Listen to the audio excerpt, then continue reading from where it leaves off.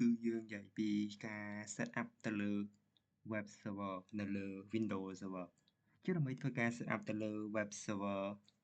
យើងត្រូវការ add ជាមួយនឹង server មួយដែលជា web server អញ្ចឹងមួយនេះគឺជា web server របស់ខ្ញុំដែលខ្ញុំបាន add រួចហើយ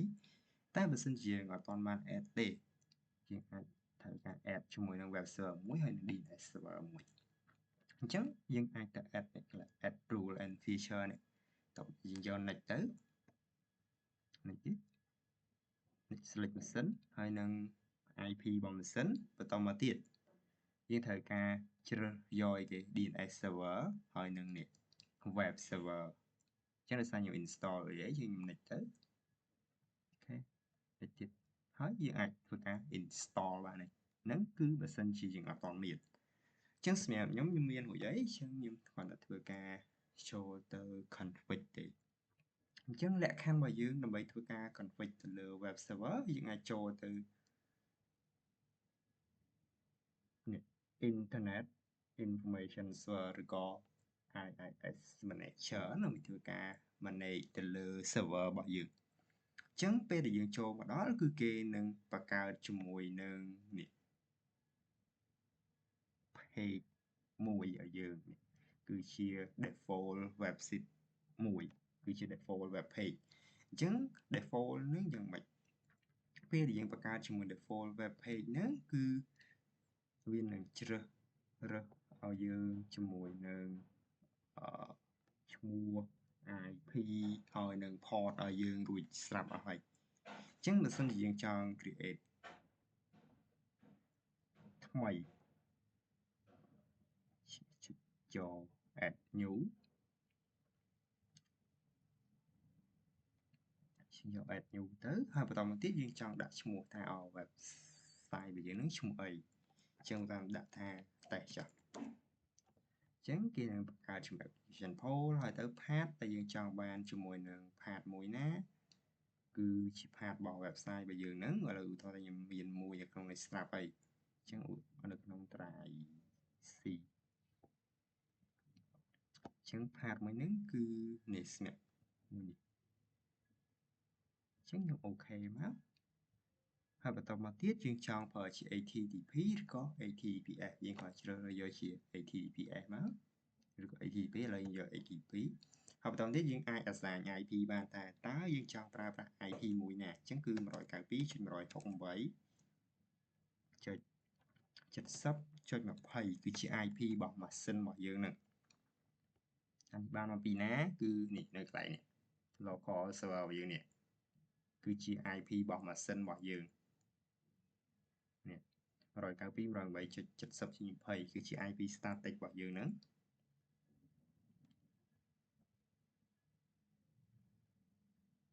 អញ្ចឹងបន្តមកទៀតគឺយើងដាក់ជាមួយនឹង hostname តើ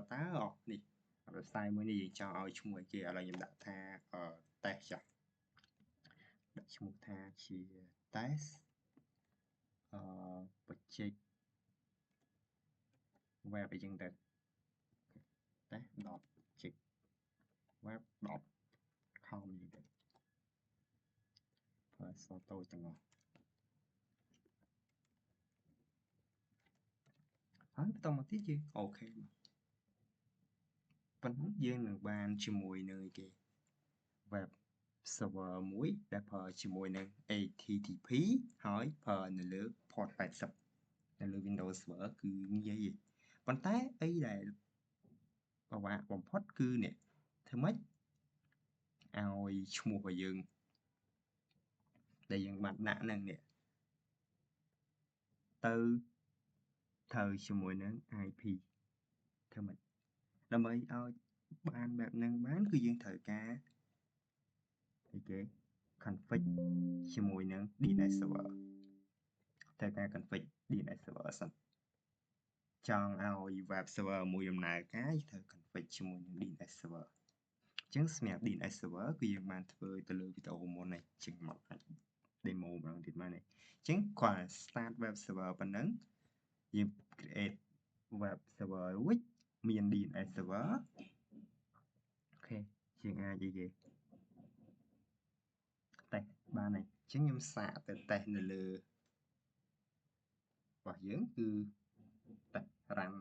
web របស់យើងឥឡូវចូលតាម IP ចុច 70 ចុច 20 អញ្ចឹងនេះគឺវាចូលទៅក្នុង default web page របស់យើង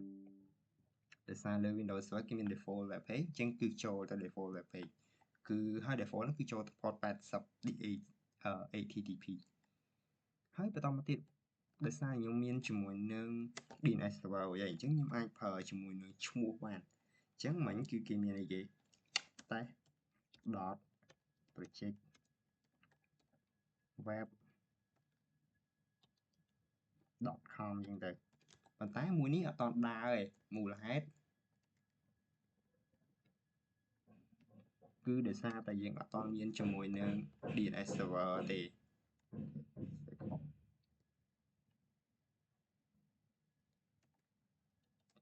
មូលហេតុដែលវាអត់តដើរព្រោះយើងអត់តបាន config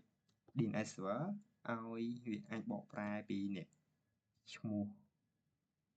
មួយនេះឬក៏ domain មួយហ្នឹងទៅកាន់ IP របស់យើងឯងប៉ុន្តែខ្ញុំមានមួយទៀតគឺនេះ web.class.com មួយនេះគឺខ្ញុំបានបកពីឈ្មោះទៅជា IP យើងអញ្ចឹងគ្រាន់ខ្ញុំ search web.class.com គឺចូលមកក្នុងនេះ web ដែលយើងបាន create ហ្នឹងអញ្ចឹងសម្រាប់លក្ខខណ្ឌ web server គឺយើងមានតែប៉ុណ្្នឹងទេក្នុងការធ្វើលើ web server